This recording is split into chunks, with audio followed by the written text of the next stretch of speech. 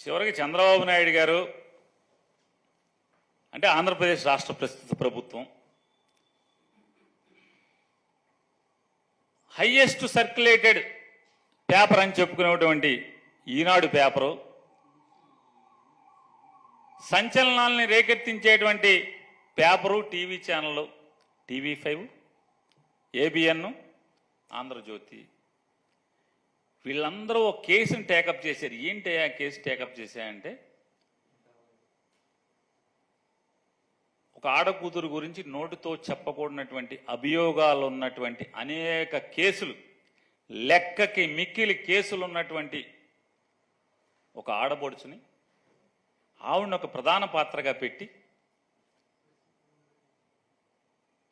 ఇక్కడ కొంతమంది పోలీస్ అధికారుల మీద తప్పుడు కేసులు బనాయించే ప్రయత్నంలో భాగమే మనం 4 రోజులు 5 రోజులుగా చూస్తున్నటువంటి డ్రామా ఇది. కొంతమంది IPS అధికారుల మీద FIR దాఖలు చేయడం కోసం నడిపేటువంటి డ్రామా అనే చంద్రబాబు దగ్గర నుంచి, చంద్రబాబుతో మొదలై మళ్ళీ చంద్రబాబు దగ్గరే అంతం. ఆయనే గెలుతాడు. ఆయన ప్రేరణ తీసుకుని ఒకేసారి ఒకే రోజు ఈనాడు, ఆంధ్రజ్యోతిలో ఒకే రోజు పెద్ద పెద్ద వార్తలు అచ్చవుతాయి. 2014లో నామినేషన్ వేసి వెళ్ళిపోయినటువంటి ఒక ఆయన, 2014లో నామినేషన్, అసెంబ్లీకి నామినేషన్ వేసి వెళ్ళిపోయిన ఆయన మళ్ళీ ఏ రోజు పార్టీ గుమ్మం ఎక్కలేదు, పార్టీ ఏ రోజు మాట్లాడలేదు ఆయనతో. ఆయన మాకు అంటగడతారు. డైరెక్ట్గా ఎందుకు మాట్లాడరో అతనితోనే మాట్లాడుకోండి. మీరు వెళ్ళి వైఎస్ఆర్ కాంగ్రెస్ పార్టీకి ఏం సంబంధం? పోనీ ఈ ఇన్వెస్టిగేషను, ఈ కేసు, పూర్వాపరాలు జరిగింది ఎప్పుడు? ఎలక్షన్ కమిషన్ ఉండగా, ఎలక్షన్ కమిషన్ ప్రభుత్వాన్ని నడుపుతున్నప్పుడు జరిగినటువంటి ఈ తంతు దాన్నేదో మాకు బాగా పూసి దాని మాటున వాళ్ళు ఎవరైతే టార్గెట్ చేసుకున్నారో ఆ టార్గెటెడ్ IPS ఆఫీసర్ల మీద FIRలు కట్టి వాళ్ళని ఏదో మానసికంగా వేధిద్దామని చేసేటువంటి చంద్రబాబు కుట్రలో భాగమే ఇది తప్పితే వేరే ఏమీ కాదనేది రేపో ఎల్లుండో కాకపోతే వారమో 10 రోజుల తర్వాత మనందరం చూస్తాం.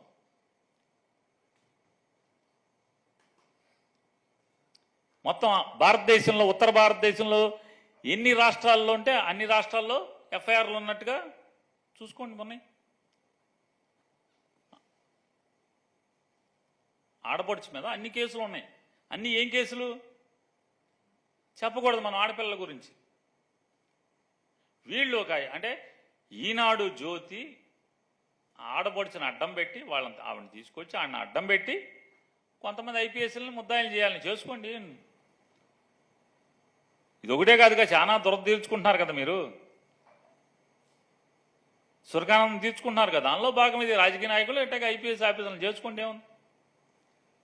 ఇప్పుడు చంద్రబాబు నాయుడు గారు తప్పు చేసి దొంగతనం చేసి దొరికాడు అనేది ప్రైమా ఫేసి ఉందని చెప్పినది న్యాయస్థానాలు చెప్పినాయి. 50 రోజులు 60 రోజుల్లో జైల్లో ఉండి నా ఆరోగ్యం బాగోలేదు, నేనేమైపోతానో చెప్పలేనని చెప్పి చంద్రబాబు నాయుడు గారి కొడుకు ఢిల్లీ అక్కడికి ఇక్కడికి వాళ్ళ పెద్దమ్మని తీసుకుని వెళ్ళి పైరువీలు చేసుకుని నా ఆరోగ్యం చెడిపోయింది, నా ప్రాణాలను కాపాడుకుంటాక బెయిలిమ్మని బయటకు వచ్చినటువంటి పరిస్థితులు మనం చూసాం. ఆయన తప్పు చేశాడనేది ప్రైమా ఫేసి ఉందని చెప్పి న్యాయస్థానాలు కూడా బెయిల్ ఇవ్వలేదు ఆయనకి. ఆ కేసు నా మీద ఎవరెవరైతే పోలీసులు ఉన్నారో వాళ్ళందరినీ కూడా జైల్లో వేయాలని చెప్పని రెడ్ బుక్ డైరీ యొక్క ఆలోచనల మేరకే ఇవన్నీ తప్పుడు కథనాలు, ఇవన్నీ వైఎస్ఆర్ కాంగ్రెస్ పార్టీకి ఏం సంబంధం?